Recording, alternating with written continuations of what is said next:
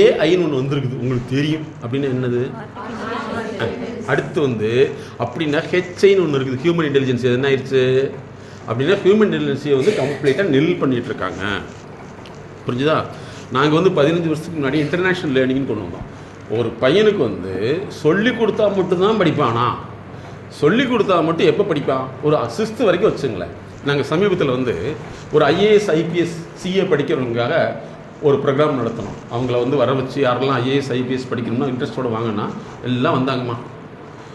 இந்த மாதிரி ஒரு 3 மணி நேரம் கேட்டுட்டு கடைசியாக கேட்டாங்க, சார் இந்த ஐஏஎஸ் பாஸ் பண்ணுறதுக்கு முக்கியமான கொஷின் தான் தருவீங்களா சார்? வந்து அறிவு தரம் குறைஞ்சிருக்குதா இல்லை இவங்க தன்மை எப்படி போயிடுச்சா? அதுக்கு அவங்க சொல்கிறாங்க, சார் எல்லாமே டியூஷன் போய் தான் சார் பாஸ் பண்ணுறான்.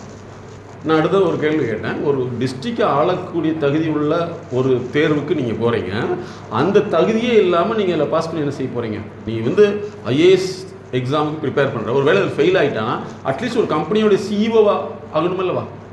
அதுவுமே ஒன்றா நம்மளால என்ன செய்ய முடியும் அப்படின்னா அவங்க சுற்றி ஒரே விஷயத்த விடுறாங்க, முக்கியமான கொஸ்டின் கொடுத்தா கொடுங்க சார்.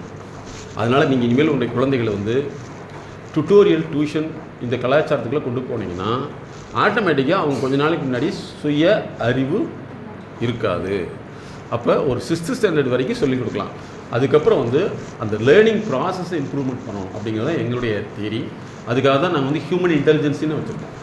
எம்இ எம்டெக்லாம் முடிஞ்சிருக்காங்க, அவங்க டியூஷன் போனால் தான் படிக்கிறாங்கன்னா வாட் இஸ் திஸ்?